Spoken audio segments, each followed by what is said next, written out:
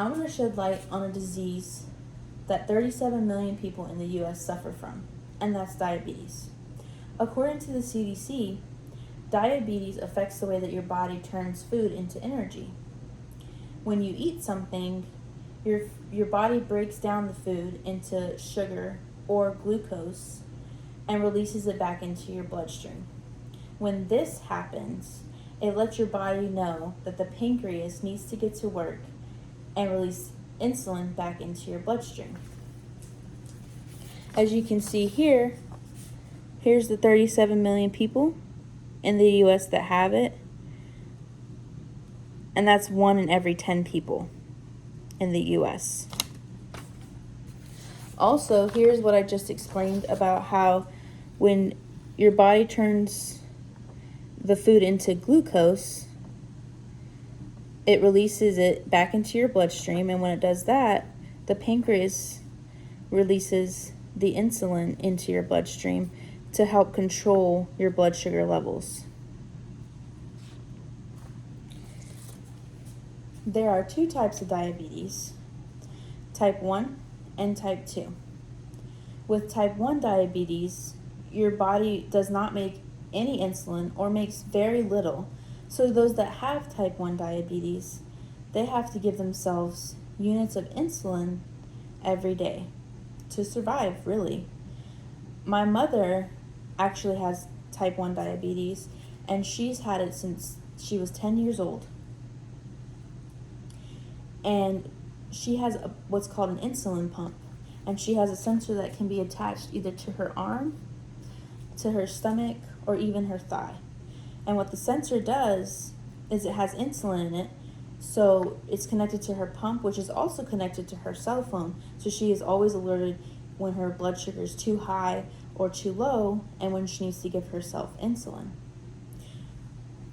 What it does is when you eat something, you put however many calories or what you ate into the pump, and it will release how much insulin units that you need to maintain your blood sugar levels.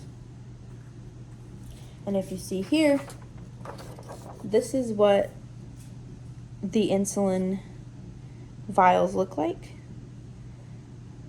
There's different kinds depending on what your body is used to or can take and what your insurance takes.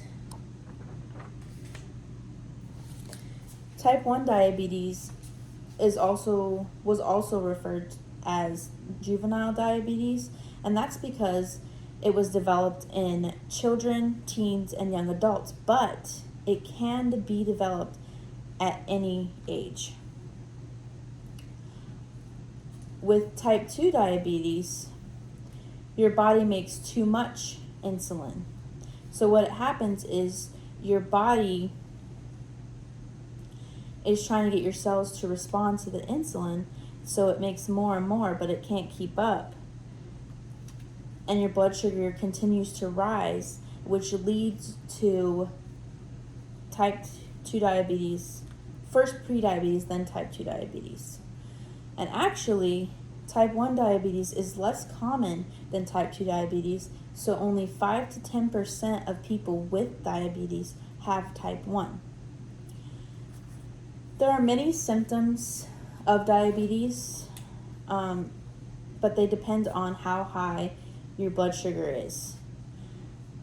Some of these symptoms can include feeling more thirsty than usual, urinating often, feeling tired or really drained, losing weight without trying, and feeling very irritable or other mood changes, and many other symptoms. There are different things that you can do to lower your risk of developing diabetes in your life. Some of those things include changing your diet and eating a more healthy diet and exercising daily. It doesn't have to be excessive, like I'm not going to eat and I'm going to exercise constantly.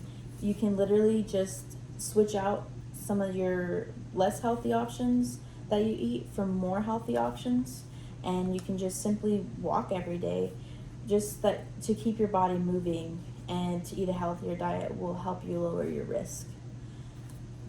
And actually, excess weight is the number one cause of type 2 diabetes.